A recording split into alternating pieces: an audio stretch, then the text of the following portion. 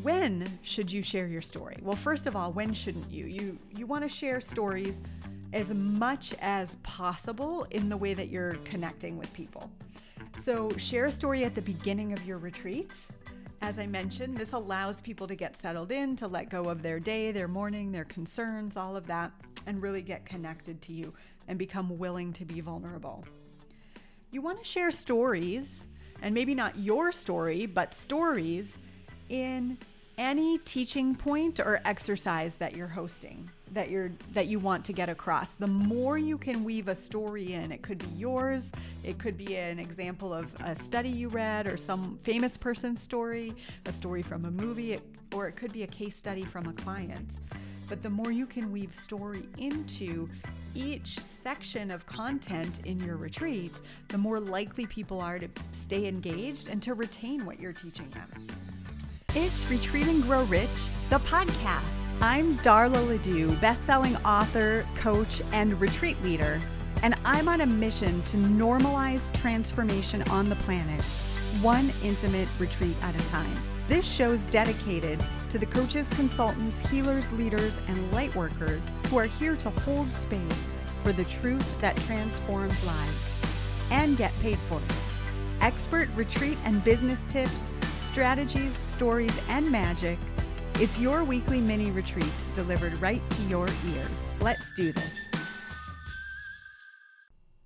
Hello and welcome. This is Darla LeDoux of Aligned Entrepreneurs, and welcome to today's Retreat and Grow Rich podcast episode on transformational storytelling.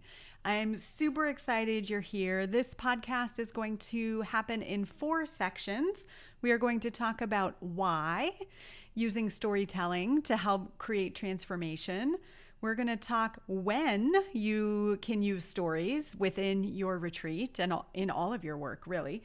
We'll talk about how you want to approach telling your story so that it has the maximum impact.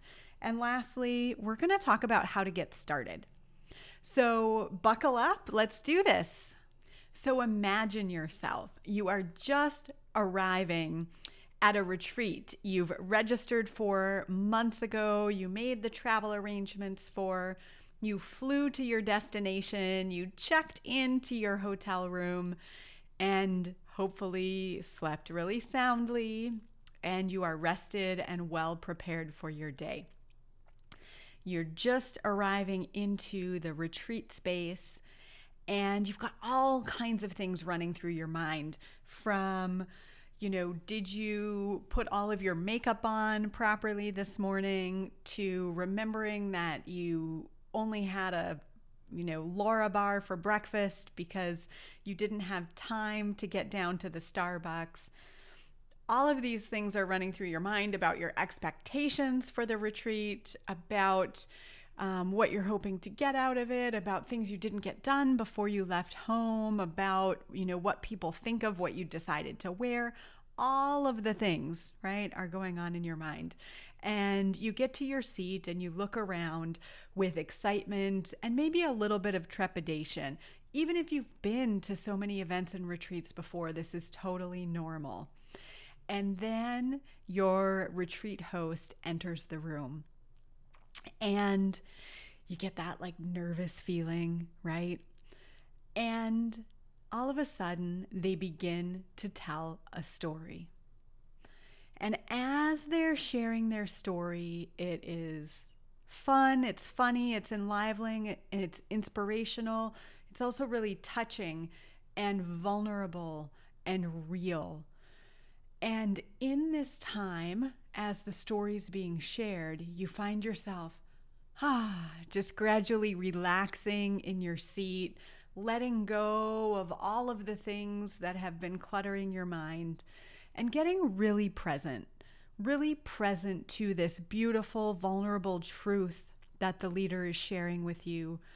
And as a result, really present to your own truth in your story, the times that have been challenging, the times where you've transformed, the times where you found courage where you didn't think you could. And all of a sudden, all of the chatter in your mind has faded away, and you're there and you're ready and you are so clear that you want to make that change that you came here for, and you're so committed and willing to go there. That is the power of transformational storytelling. It can take all of the mental chatter, the logic, the concerns, the fears, the expectations, all of that, and have your listeners just set all of that aside and get present with you and get real with you and get ready to go on a journey with you. And that's why it is such an incredibly important skill to master when you're a retreat host. So, as I mentioned, today we're going to talk about transformational storytelling. We're going to talk about why to use it, when to use it, how to use it, and I'm going to give you an activity to get you started. So let's start a little bit with why. Why is storytelling so important? And just as a little bit of background, if you're here and you're watching this, you probably know, but I am a retreat host. I've hosted 60 plus transformational retreats now, and I have experimented with all kinds of different things, different activities and exercises and locations and ways to help cause transformation for the people in the room.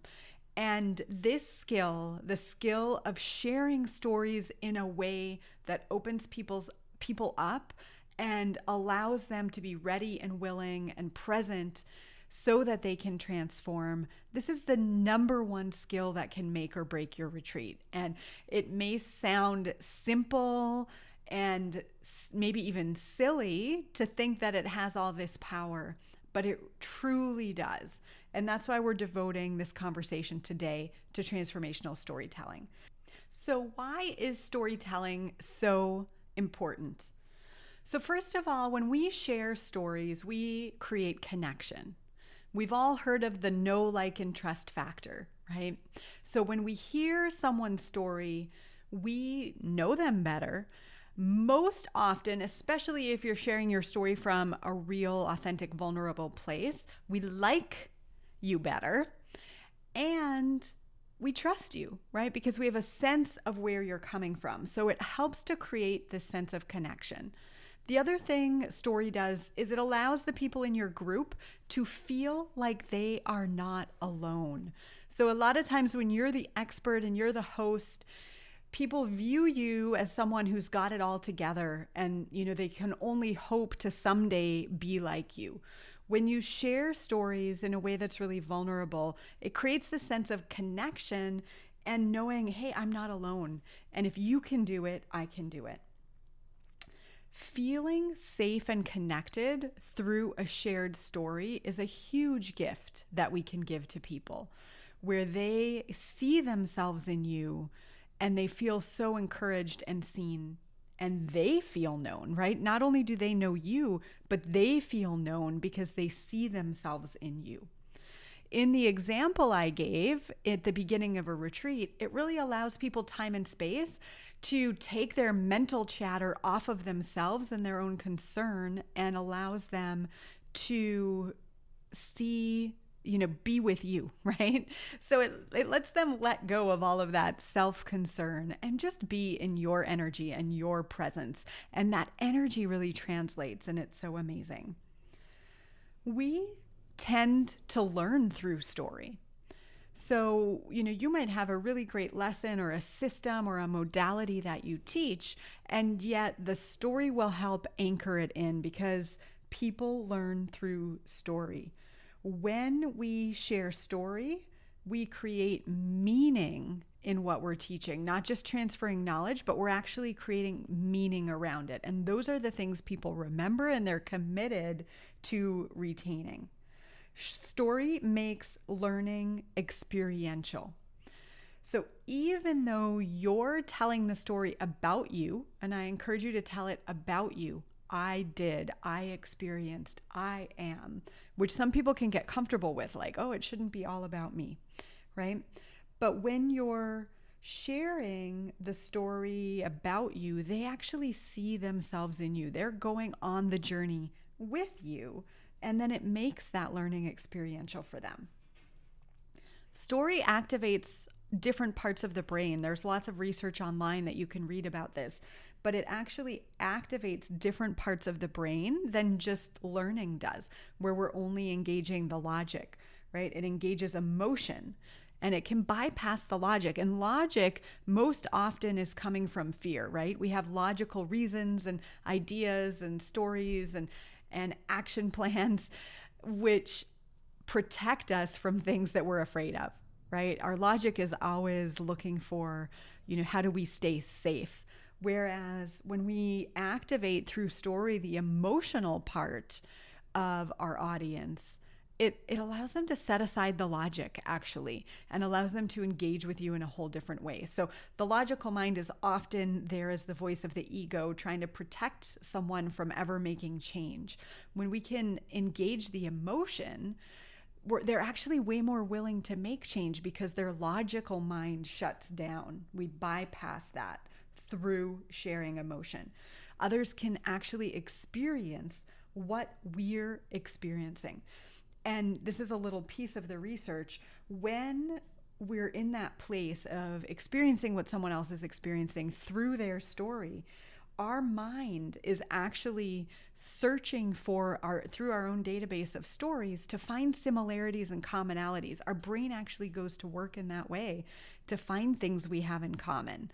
Whereas when we're coming from pure logic, your audience's logical mind is looking to refute what you're saying, right? They're finding reasons that that's not true. They're comparing it to their knowledge base with kind of a defensive slant. But when we are hearing stories, we're actually searching for things that create a sense of connection or relating. So you can get why it's so much more effective, right? That part of the brain is called the insula, the part that helps us relate with others.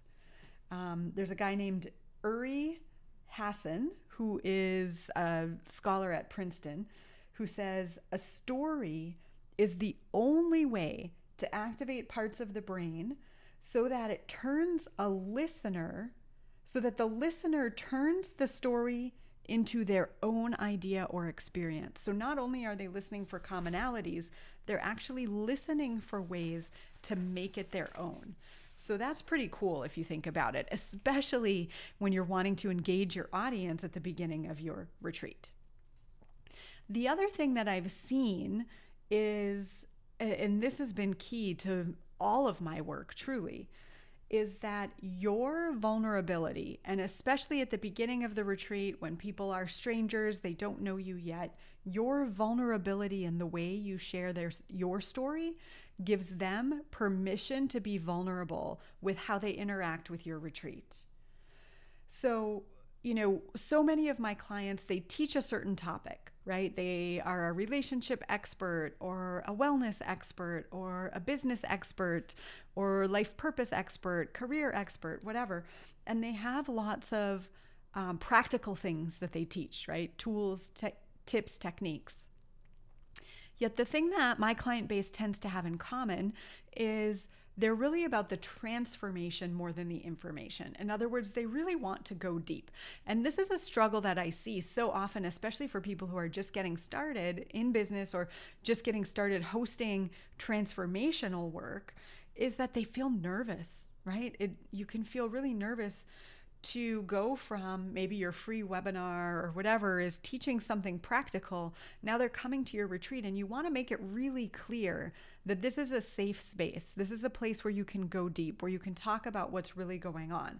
Because all of my clients, they want to help their clients shift at the core, right? That's what I'm a believer in, helping someone shift at the core so that all of the how-to becomes easy because they're no longer in resistance to it, right? All of their energy and intention is aligned with the outcome. It makes working with your clients so much easier, right? And it can feel scary to start to broach these topics, especially if it's about like taking total responsibility for your life, looking at how you're the source of your results, maybe bringing in a spiritual component when you have a topic that isn't typically accessed from a spiritual perspective. And it can feel kind of scary, right?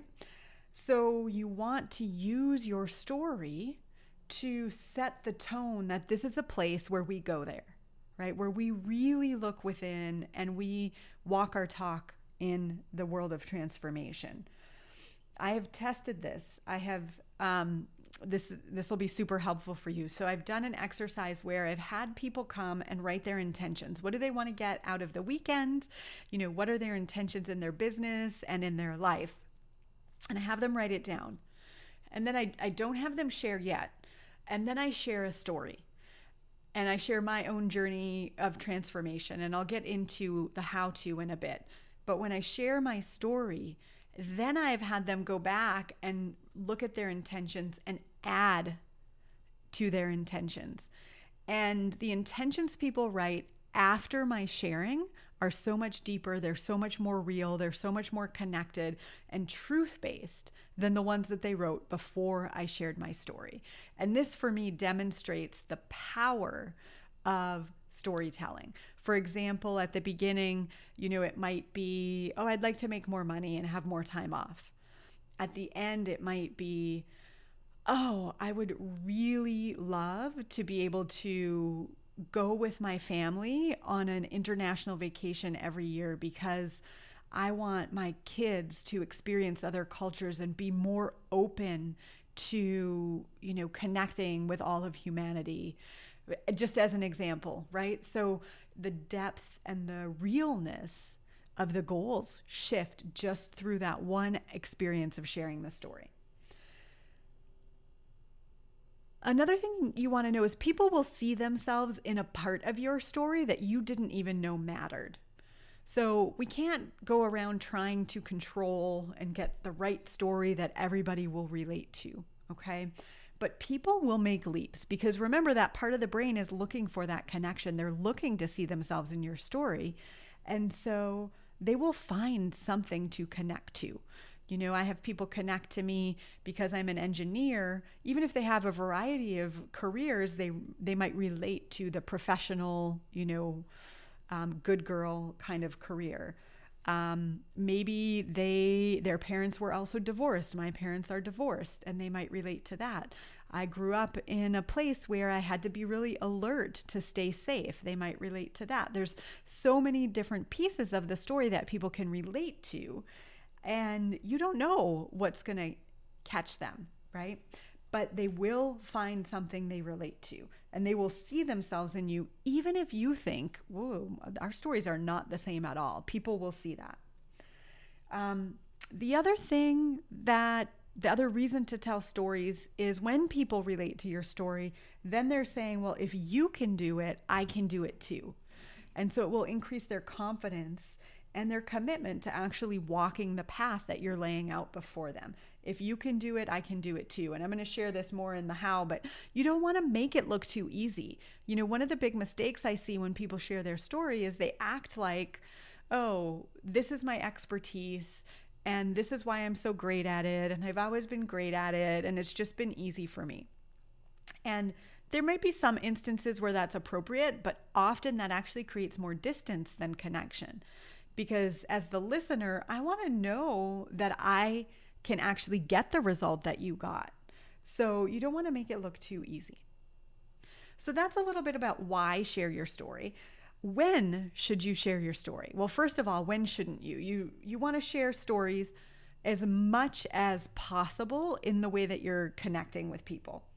So share a story at the beginning of your retreat. As I mentioned, this allows people to get settled in, to let go of their day, their morning, their concerns, all of that, and really get connected to you and become willing to be vulnerable. You want to share stories, and maybe not your story, but stories in any teaching point or exercise that you're hosting, that you want to get across. The more you can weave a story in, it could be yours, it could be an example of a study you read or some famous person's story, a story from a movie, or it could be a case study from a client. But the more you can weave story into each section of content in your retreat, the more likely people are to stay engaged and to retain what you're teaching them. you really want to weave a story into when you're making an offer. So if you've watched my, intro episode on the Retreat and Grow Rich business system, episode 1, you know that I'm an advocate for, even at your retreat, you're making an offer for a next step for people, what I call a container of support. When you're making your offer, it's really great to use a story, to share a story of your own journey with making a similar decision to get support, for example. That's a great story to use as you're about to invite people to continue to work with you further. So when you make an offer, whether it's in your retreat, whether it's on a webinar, whether it, wherever, sharing a story at that point is a great way to bring people together and to create a real context for this journey of them saying yes to the next step. Because it is a journey. It is their story, right? You're a part of their story of saying yes. So you want to give them a story that shares an example of what they might expect. You want to share your story anytime you're interviewed. Most often they'll ask a bit about your story, but you want to weave stories in as you're being interviewed. And I like to think of that, like your core story, as the story of why you do what you do. So you're sharing your story in a way that maybe demonstrates the work you do. Right? If you're listening to my podcast, the work you do is probably transformational. So share your story in a way that demonstrates the transformation that you've had. It also, you're sharing in a way that lets them know why you do what you do, why you're so passionate and committed to this work, because you've experienced your own version of it. And you're so committed to helping others to get what you've gotten, right? Because it's made such a difference for you. So when someone hears your story, this credibility, it isn't about your degrees or your pedigree. It's really about your clarity about your why and why you do what you do. So anytime you're being interviewed, you want to be able to share that story and weave it in, even if they don't ask. And then you want to use story in all of your writing and promotional materials. So of course, on your website, you have your story on your about page, but also almost every email I send contains a story. So I might share a story of a moment I made a certain decision, and then I might invite the people on my email list, which you can get on at alignedentrepreneurs.com if you're not there. I might share the story of, when I made a similar decision, and then invite someone to take a free class with me, or to schedule a call with me, or to join my program, or to register for my retreat. So I use stories all the time in my emailing. And those are just some examples. You can also use story when you're having a conversation, when you're attending a wedding and you're talking to the person next to you. Instead of just talking about what you do, share a story. This skill works everywhere, okay? All right, so now we're gonna move into the how. How do you share a transformational story, right? Not just any old story, but a story that creates space for transformation. So first of all, as you're preparing to share your story, you wanna set an intention. And the intention you set is how you want to be being when you're sharing your story. So for example, I lead a lot of retreats, as I mentioned, and usually it's the night before I host my retreat. I spend a little time getting clear about the story I'm going to tell first thing in the morning. And I usually know some things about the people who are attending, and then I intuitively have been tuning in to the group to have a sense of what is the transformation that they most need. And so I would choose a story that relates to the transformation I'm sensing in the room. And typically I tell a story about myself, my own journey to starting my business, how I daydreamed about wanting to host retreats, but I didn't get clear and committed until my stepdad died and I got divorced in the same year. And, how that really got me committed to doing this work, because I was no longer afraid to fail. I had failed at my marriage and I was no longer afraid to fail, because I had failed and lived, and it really gave me the courage to move forward. Okay, that's a short version of it. So I often share that. Other times I will share my story about how as a kid, we're born into life as kids where everything is possible, we're these joyful beings of light, and then life happens to us. And I share some stories about how, for example, my parents were divorced, and my dad would often not show up to pick me up when he said he would. And when he did, I have a clear memory of a time when he did, and something happened. I won't go into the whole story here, but where I interpreted it that if I am smart, I get love from my dad. If I'm smart, he'll show up and pick me up. And then I became someone who had to be smart. And I wouldn't let myself become a coach because it didn't seem like a very smart career, right? My original career is as an engineer. And so it didn't seem like a very smart move to make that choice. And it paralyzed me from doing what I loved for so many years. So that's a story that I also tell often at the beginning of my retreat. At this particular retreat, I told a totally different story. I told a story of someone that I had read in a newsletter article about. And she was someone who had created $1 million business and then lost it all because she had created that $1 million business doing what someone else told her to do rather than following what was in her heart. And it wasn't sustainable, and she lost it all. And I started that way for that particular group because I really wanted to get this point across for this particular group about, really owning your alignment and who you're being, and being totally self-responsible for who you're being. And for this particular group, it felt so pivotal and so important.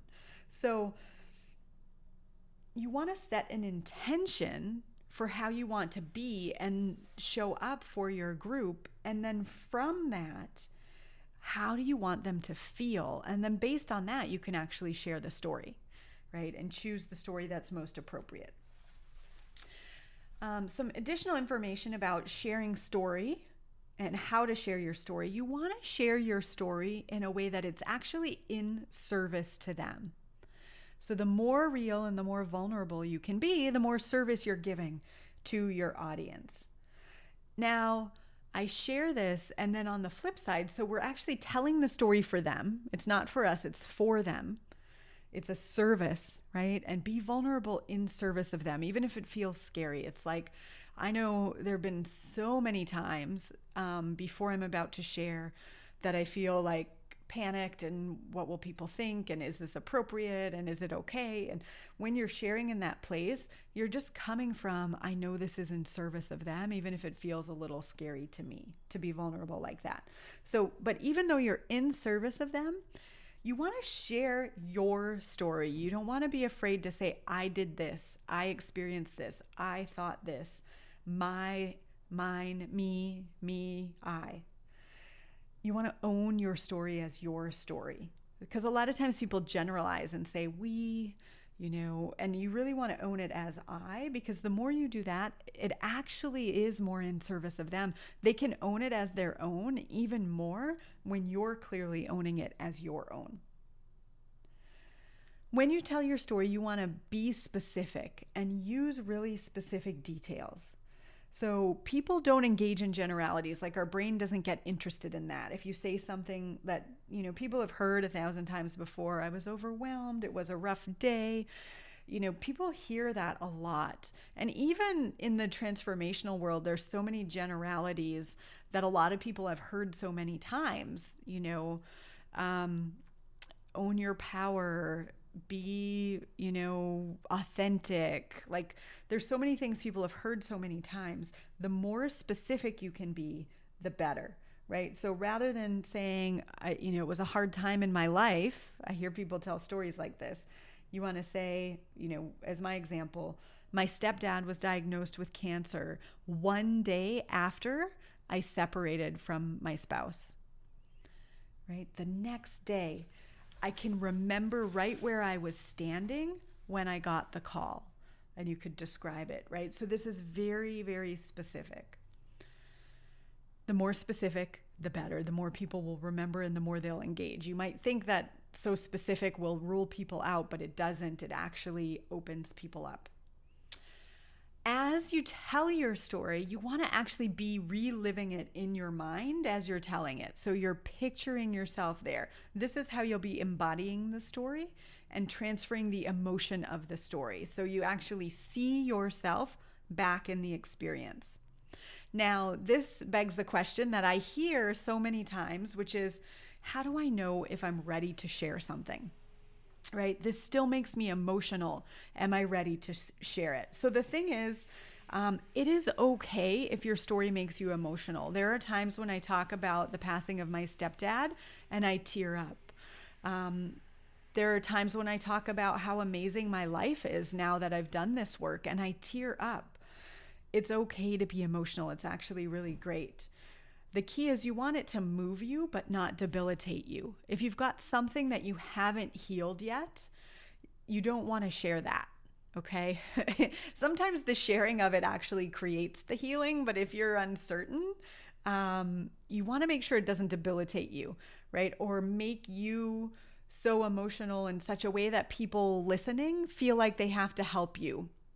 Because then all of a sudden they'll shut down their vulnerability and be in concern for you, right? And wanting to give you advice and take care of you and all of that. So you want to make sure that you've healed it enough that you can share it from an empowered place, even if it's still emotional.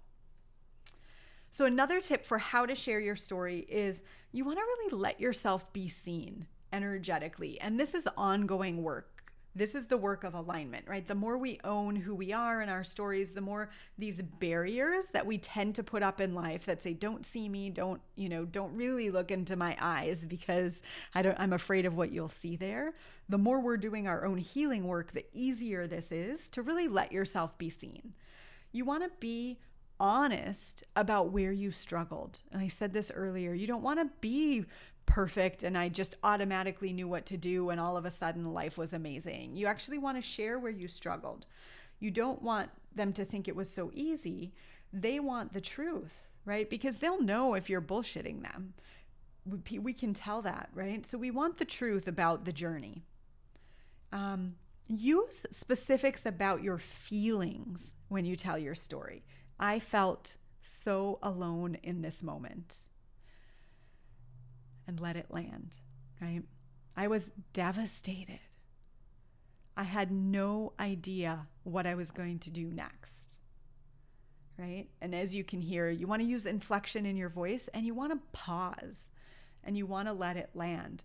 If you are saying you felt alone, but your body is saying, I felt so alone, and and you just keep talking, people don't believe that. It's not connecting like it's real. So if you're talking about feeling vulnerable or feeling scared, you want to embody that energy, right?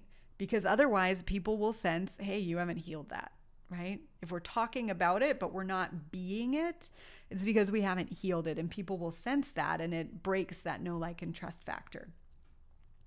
A lot of the work I do in my retreats with my clients is that healing work, because that's what makes a powerful retreat leader. So, that is the work of alignment. You want to be authentic in your story.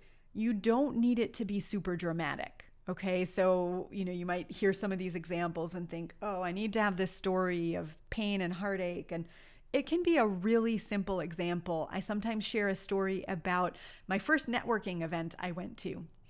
And I walked in the door. I took one look down the hall at the people there, and I went and hid in the bathroom, and then I left. And I never even walked in the door. So that's a really simple story that I tell, but it's super powerful. People can relate to what must have been going on in me to not even be able to walk through that door. Right?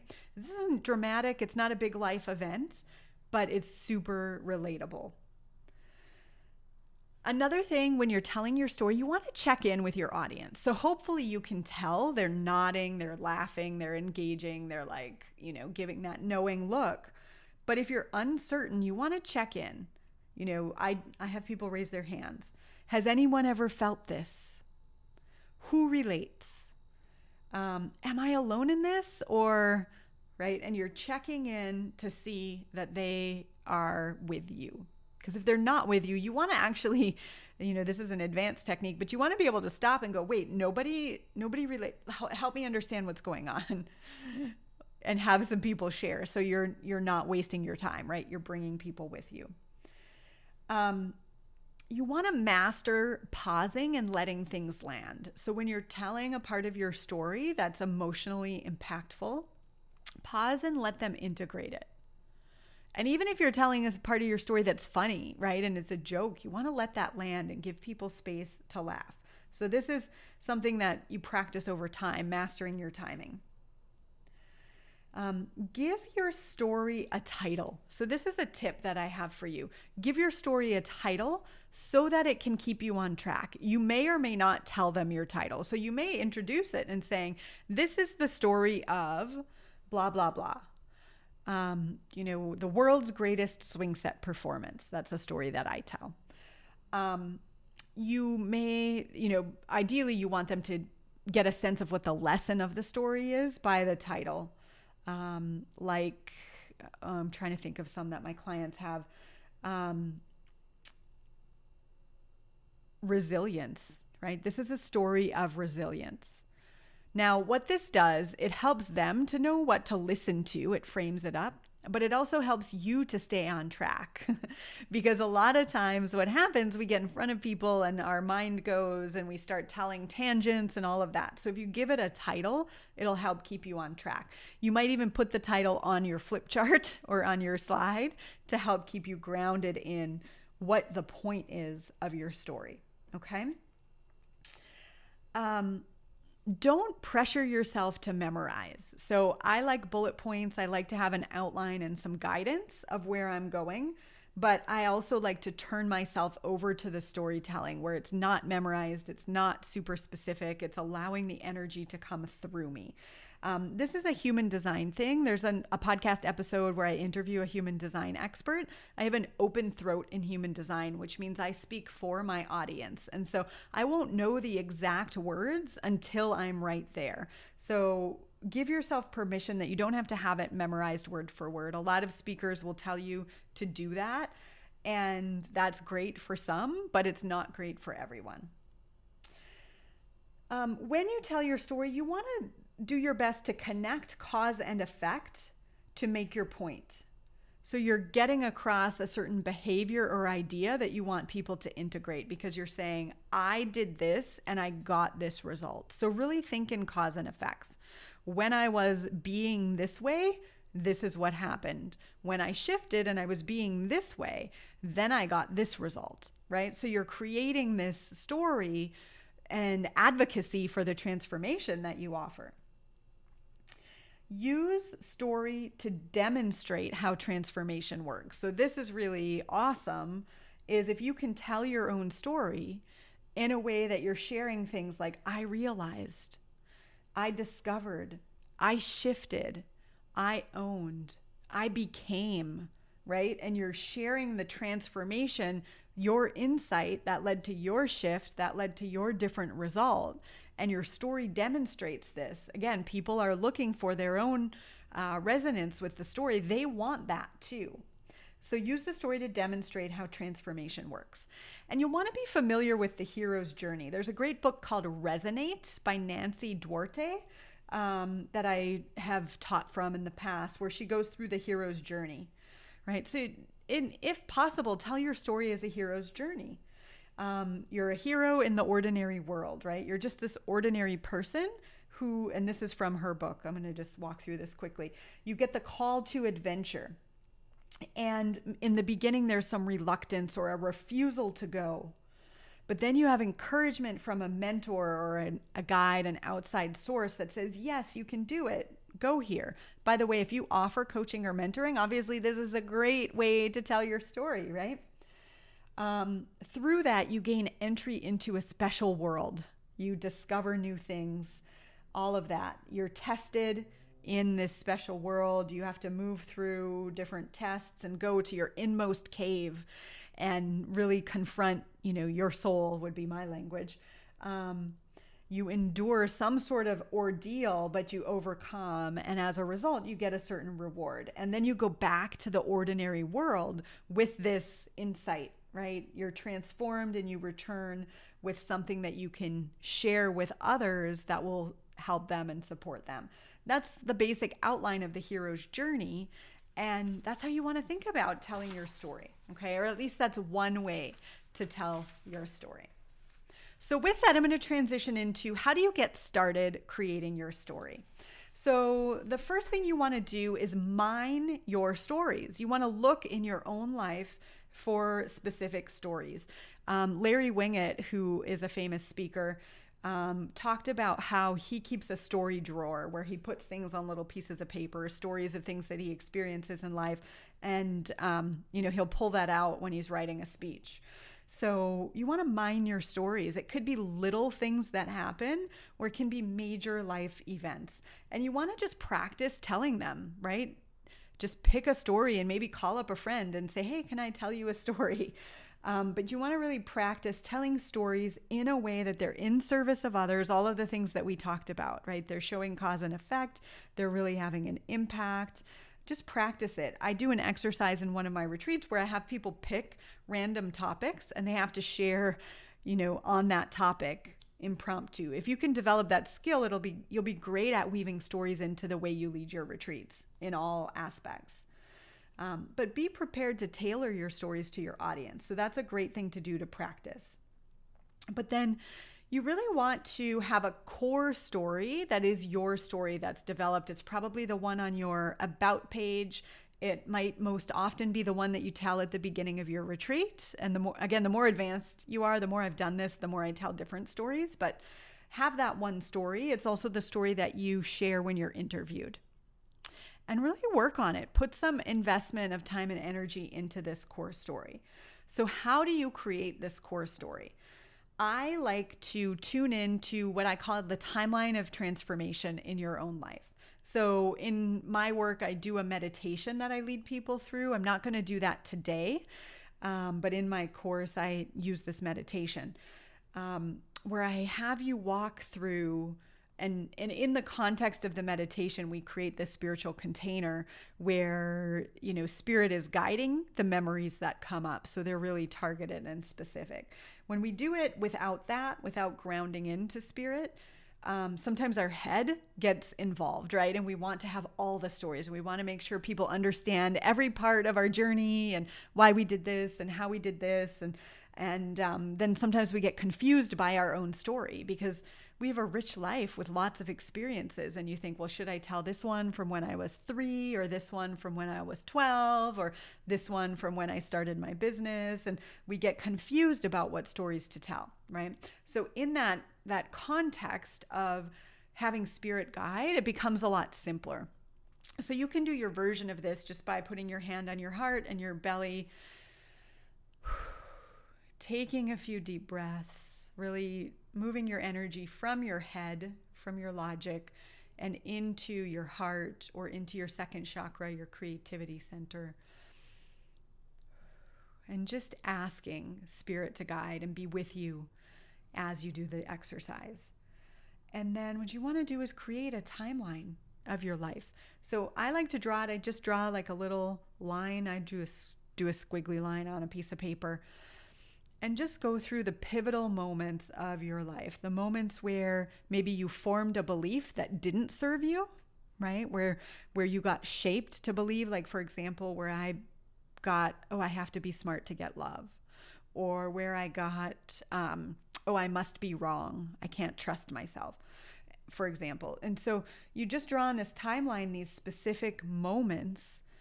And then you want to pull from that to craft your story. So there might be moments, early in life where, you have an example of you fully expressed, or the you that was like so in alignment with the work you do now. For example, I led a self-esteem workshop for 5th graders when I was in high school, right? So that's an example of something that is an expression of who I am now. And then you might have stories that are an example of when you shut down a part of yourself, when you were so expressed and happy and joyful and someone judged you and told you you're too much or be quiet or whatever, and you shut yourself down. Those are other stories, right? So they might be examples of your authentic self-expression and examples of when you got shut down. And just map that out, and then you're going to choose. So can be the tricky part, right? So if you can use your intuition to guide, even if you have it written on a paper, maybe you run your hand over the paper and see where you're drawn, where you feel energy. Or maybe you ask your gut, you go through each story, yes, no, yes, no, yes, no. Or maybe you just know, right? All of a sudden your intuition says this is the story.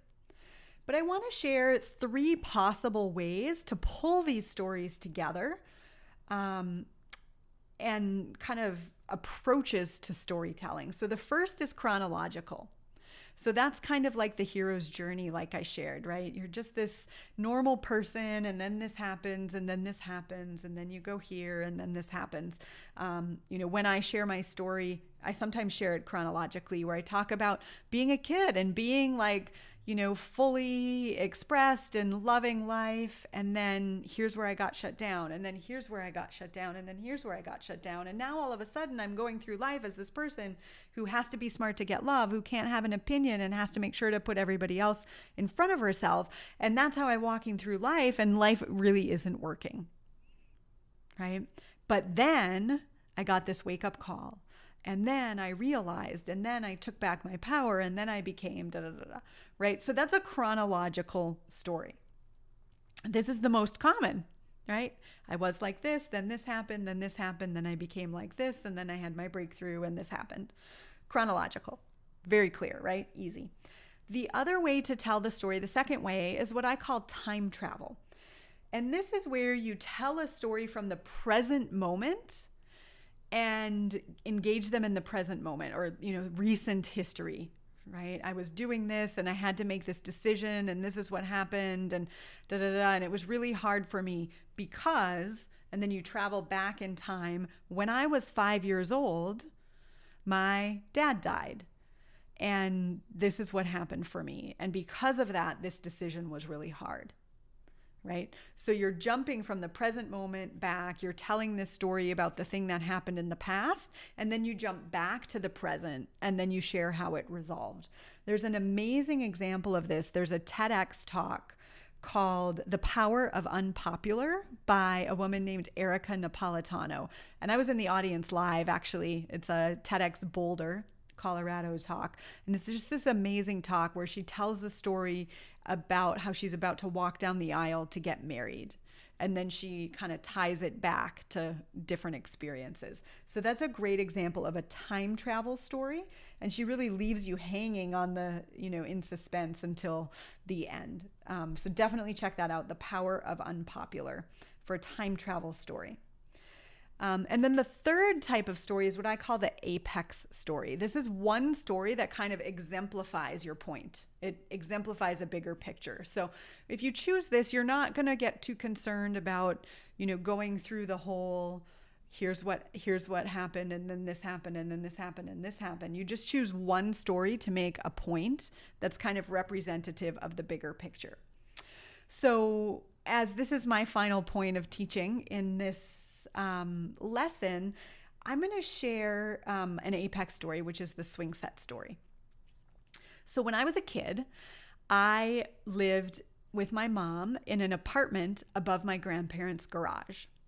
And my mom worked as a bank teller. She was gone often during the day, and I spent most of my time with my grandma. And so my social life consisted of going visiting with my grandma. Now, visiting is what they used to call in northern Minnesota when you would go door to door and hang out with your neighbors and have a cup of coffee and a snack with each neighbor. And that was my social life until one weekend, all of the other old ladies on the street, that's how I saw them as a kid, had their grandkids over as well. So there were all the kids on the street, and I was so excited because I got to play with people my age. So all the kids and I, we were out and we're playing on the swing set. And I got an idea. First of all, I noticed that we had mad swing set skills, like, amazing talent on playing on this swing set. And I also noticed that we had a deep need for candy money. The corner store just down the street was calling our name, and we wanted to be able to buy some candy. So for me personally, because I spent all my time visiting, the other thing that happened is I started feeling really sad because all of the ladies on the street were home alone. We're out playing, having fun, and they're each home alone. And I had this thought, what if we could get them all together for a swing set performance? So I gathered all the kids and we created this performance, and I made tickets, and we went door to door and we sold our tickets, and we made $2.25. And all of the ladies came and they watched us perform, and it was awesome. It was just how I envisioned. They were talking with each other and connecting, and they had something to do. They weren't sitting home bored, hoping someone would visit them. So I thought it was just amazing. Now, during this time, my mom had come home from work, and I was so excited to go share with her what I had done. And I ran up to her, and instead of being excited, what I noticed was she was going from person to person apologizing for me. I'm so sorry about her. I'm so sorry you had to do this. And I was crushed. Here I thought I had had this amazing idea, this vision for creating connection and making money doing it. That was amazing, and it worked. But then here was my mom apologizing for me. And instantly my thought went, what if I'm wrong? And with that, in that moment, what if I'm wrong became a context for life that I carried with me. Every single time I had an idea, it was instantly followed by what if I'm wrong? Now imagine fast forwarding into my business where I want to host retreats and gather people and create connection and have this exciting experience and get paid to do it. Of course, what if I'm wrong started running the show. And I couldn't get myself to do the thing I knew I wanted to do. Who else has had an experience like this? Who else has their version of the swing set story, where instead of trusting your own intuition or your own inspiration, instead it was replaced by, what if I'm wrong? If we were live in person, I'd have you raise your hand. Almost everyone in the room raises their hand about that simple story. It's an apex story. It's one thing that happened that's a representation or a culmination of this attitude that was running my life for so long. And I might end it by saying it is possible to shift that. I've done it and you can too. And that's what we're going to do over the course of the next 2.5 days of this retreat. So I want you now to take out a clean piece of paper and I want you to write your intention. What's going to be different for you at the end of these 2.5 days? What's going to be different if you can let go of your version of what if I'm wrong? And then you give them time to write, just like that. Okay, so I hope this was helpful. I hope you've taken away a few nuggets about transformational storytelling.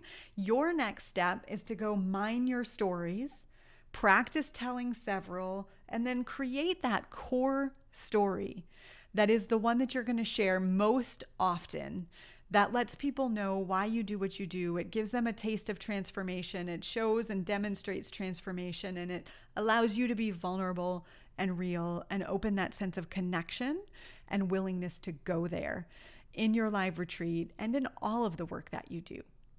So with that, I'm Darla LeDoux, and this has been the Transformational Power of Storytelling. Have an amazing and profitable day.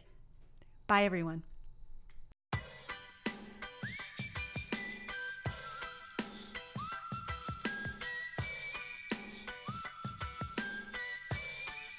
I hope you enjoyed this episode of Retreat and Grow Rich, the podcast. If so, please share your experience and spread the word. Also, please subscribe over on iTunes and leave us a fabulous review. It makes a big difference in helping to get the word out. And you can join me in my mission to normalize transformation on the planet, one intimate retreat at a time. You can find show notes from this and all of our episodes over at alignedentrepreneurs.com/podcast. If you'd like to understand the inner workings of my retreat-based business model and build your confidence in your retreat dreams, you can grab my book, Retreat and Grow Rich, over on Amazon. It's the entrepreneur's guide to powerful, profitable retreats. If you've been wanting to incorporate transformational retreats into your fabulous business model, but you're not quite sure where to start, hop on over to retreatleaderquiz.com.